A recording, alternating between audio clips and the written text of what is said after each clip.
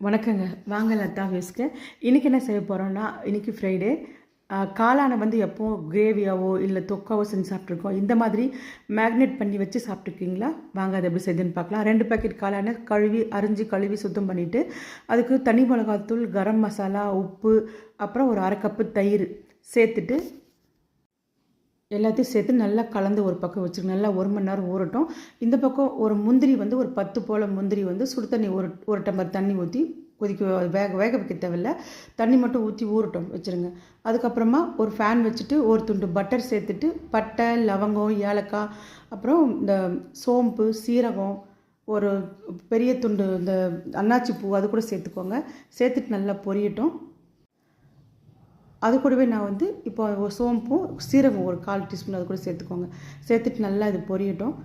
நம்ம இந்த மாதிரி ஊற வச்சு செய்யும்போது ரொம்பவே சூப்பர் டேஸ்ட்டாக இருக்கும். அது உள்ளே நல்லா மசாலா ஏறி ஒரு கொத்து கருவேப்பிலையும் ஒரு 2 பச்சை மிளகாவையும் கீரி சேர்த்துக்கோங்க. 2ஆக கட் பண்ணி சேர்த்துருக்கேன். அதுக்கப்புறமா 2 பெரிய வெங்காயத்தை பொடியாக கட் பண்ணி அதையும் இது கூட சேர்த்துக்கிறேன். அதுக்கப்புறம் ஒரு தக்காளியும் சேர்த்துக்கலாம். இப்போ வந்து மசாலாவும் சேர்த்துக்கணும். இஞ்சி பூண்டு வந்து 1 டீஸ்பூன் அளவுக்கு சேர்த்துட்டு நல்லா கலந்து கொடுத்துடலாம். இப்போ 2 பெரிய சைஸ் தக்காளியை பொடியாக கட் பண்ணி அதையும் இது கூட சேர்த்துட்டு நல்லா வதக்கிக்கோங்க. நம்ம ஏற்கனவே காளானில் உப்பு போட்டிருக்கோம், பார்த்து தான் சேர்த்துக்கணும். இப்போ நம்ம ஊற வச்சுருக்கிற முந்திரியை வந்து அரைச்சிட்டு வந்துடலாம். அரைச்சி ஒரு பக்கம் வச்சுக்கோங்க, இருக்கட்டும். இப்போ இது கூடவே வந்து மசாலாங்களாம் சேர்த்துடலாம். தனி மிளகாத்தூள் 2 டீஸ்பூன் அளவுக்கு சேர்த்துக்கோங்க. 1/4 டீஸ்பூன் மஞ்சள் பொடி, மிளகாத்தூள் வந்து நம்ம காளான்லேயே சேர்த்ததுனால ஒரு 1/2 டீஸ்பூன் மட்டும் சேர்த்துக்கிறேன்.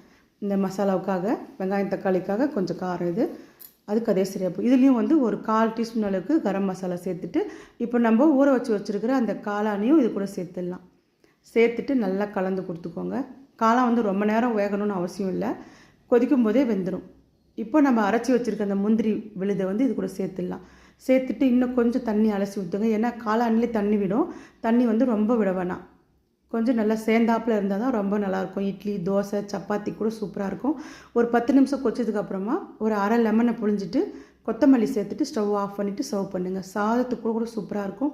இட்லி, தோசை எல்லாத்துக்கும் சூப்பராக இருக்கும். அவ்வளோதான், இந்த வீடியோ இதோட முடியுது. செஞ்சு பார்த்துட்டு கமெண்ட் பண்ணுங்கள்.